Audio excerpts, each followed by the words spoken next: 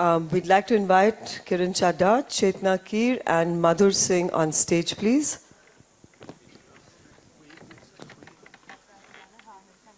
I should just add that this is a new section that we've added to the LitFest, which is a very short session on new books. You know, we don't have time to make a full session of them, but this is a section on new books. And we've got two writers who are recent writers, Chetna Keer and Kiran Chadha. Kiran, I've been encouraging myself. She did a marvelous book on Dalhousie, and then she had an idea of doing a book on marriage rituals, which I also encouraged her to do, and she got it published. But I'll now leave it to them and Madhur to talk about them. This session is all about introducing books by two authors from the region. One, a beautiful, well-researched coffee table book on the Indian wedding rituals and their meanings, and the other, a metaphor for the change of seasons and change before and after the pandemic. The contrast providing us valuable lessons. Kiran Chadha and Chetna Keer in conversation with Madhur Singh. Thank you, Rahul and Ashima, and welcome to you, Kiran and Chetna. As we just heard from Rahul, Kiran's latest book is about the magic of Indian weddings. She talks about the cultures and the customs and the traditions behind weddings. And to get us started with the session, she's got a thali, a puja thali with several diyas lit on it. Kiran, what are you up to? Well, I'm going to stand and say that Namaste. Namaste is the salutation which says, I bow to the divine in you. Each one of us has some divinity in himself or herself. That's how they say that when we apply the tilak, it's your divinity that we are approaching. And how do you apply the tilak? It's the roli, it could be saffron, it could be sandal paste.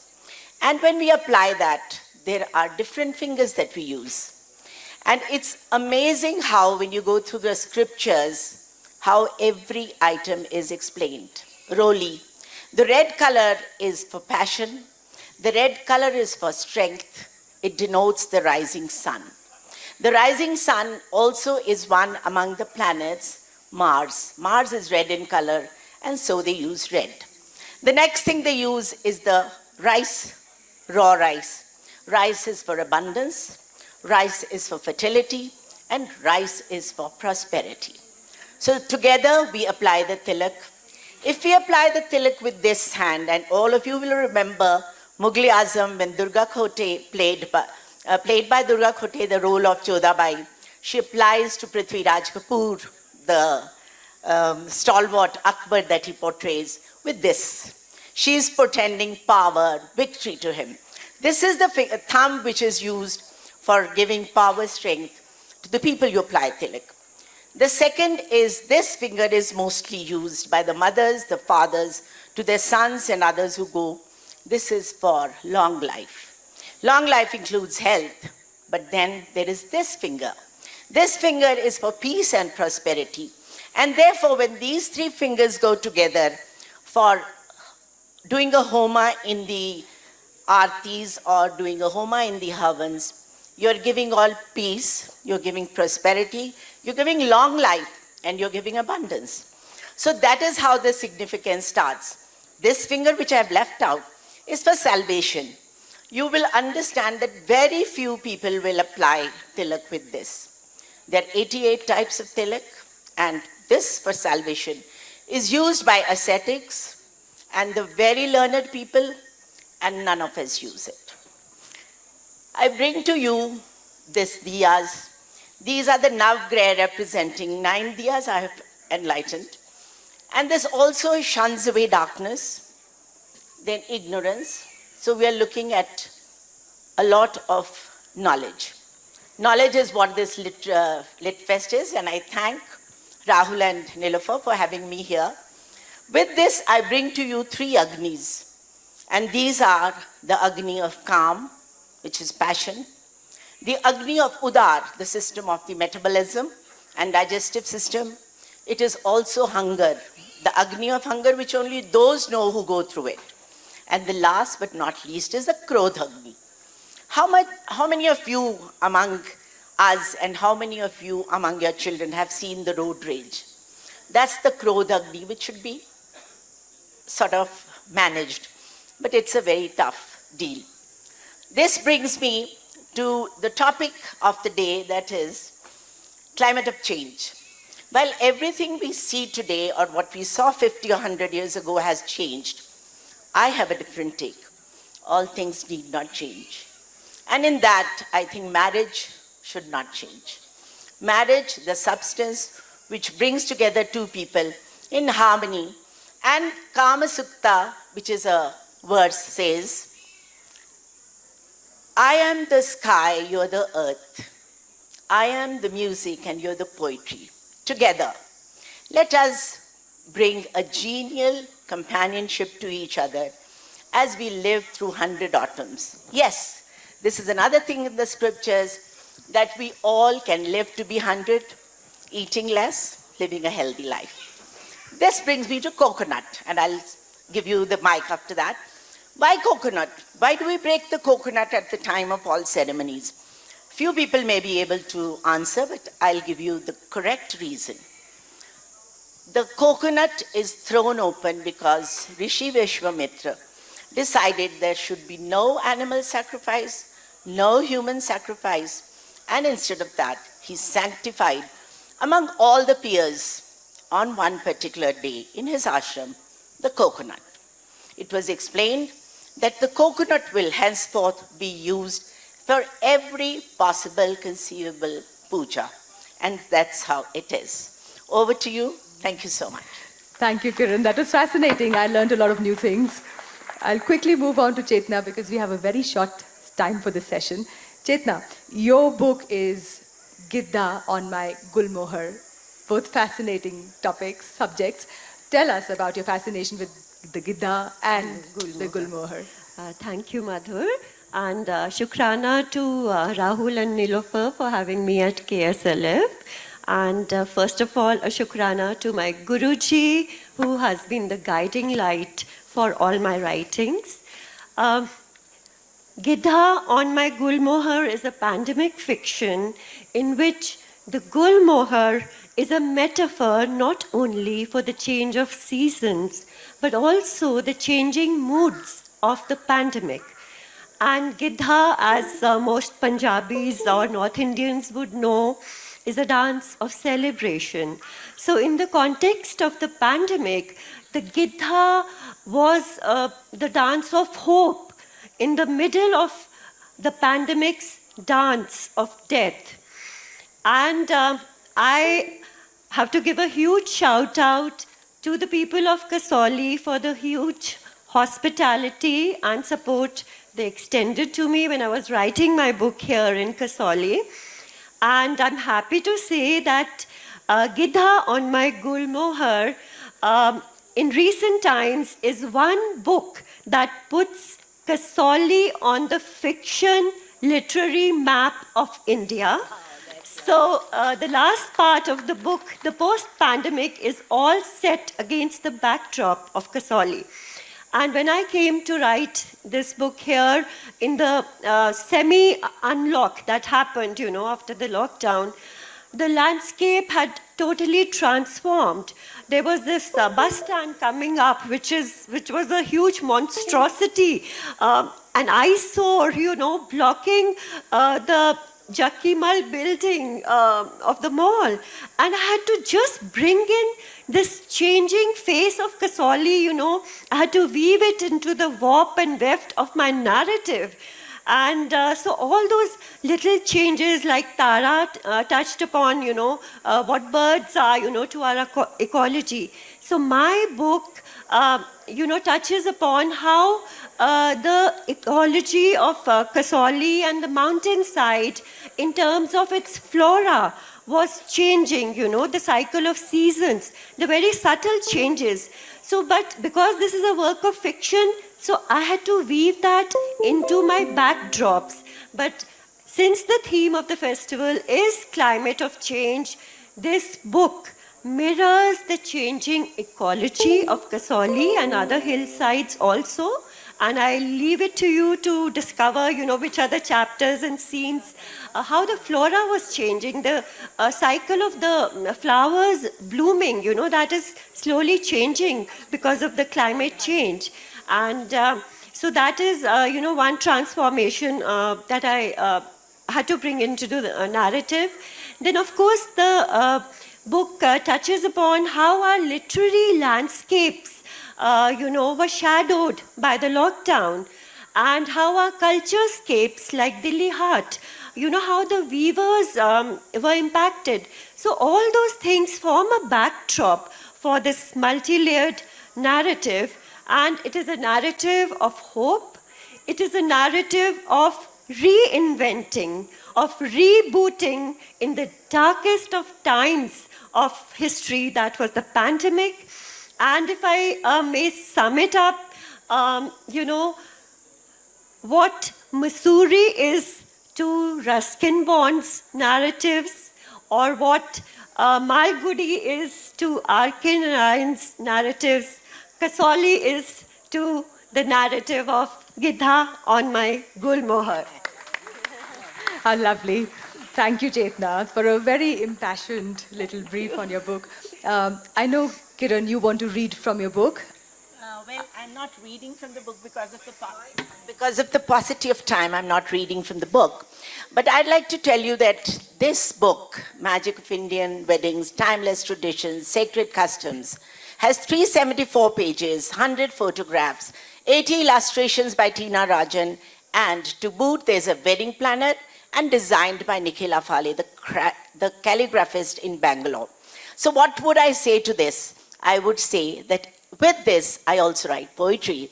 And poetry has been really, I've got generous remarks from Rahul. And it's my second book that I want to present to Rahul.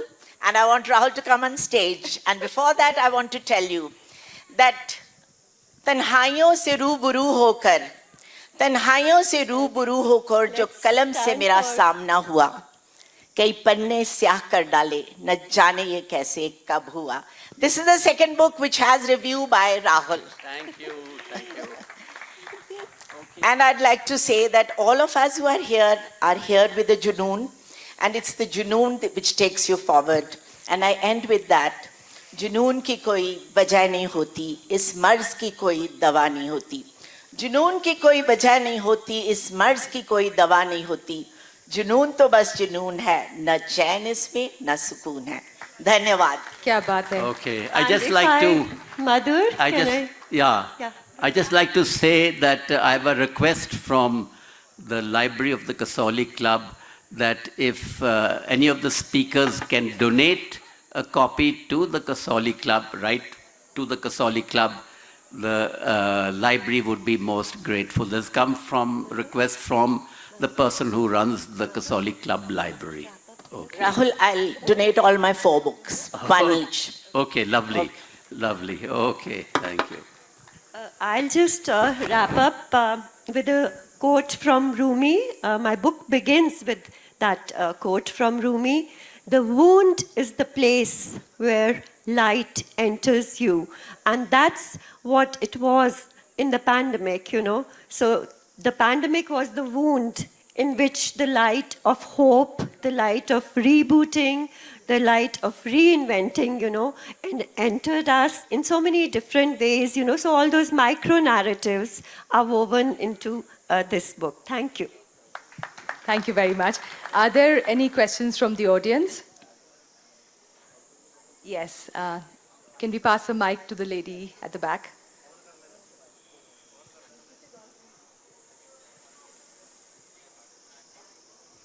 Sorry. The volunteers here. Thank you. Thank you so much.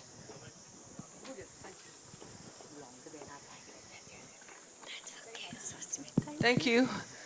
This is for Kiran.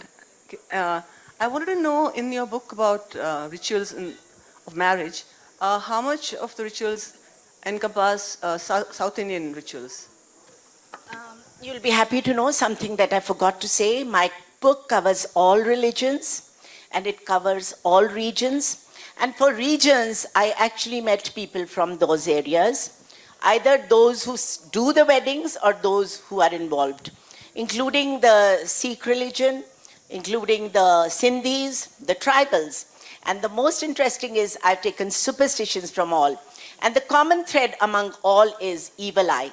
Every religion, every region, before the wedding, not only prays to Lord Ganesha, it has numerous little, superstitions or blind faith, so that nazar na lage. So I have covered the south, east, northwest, including the tribal. And I want you all to picture this.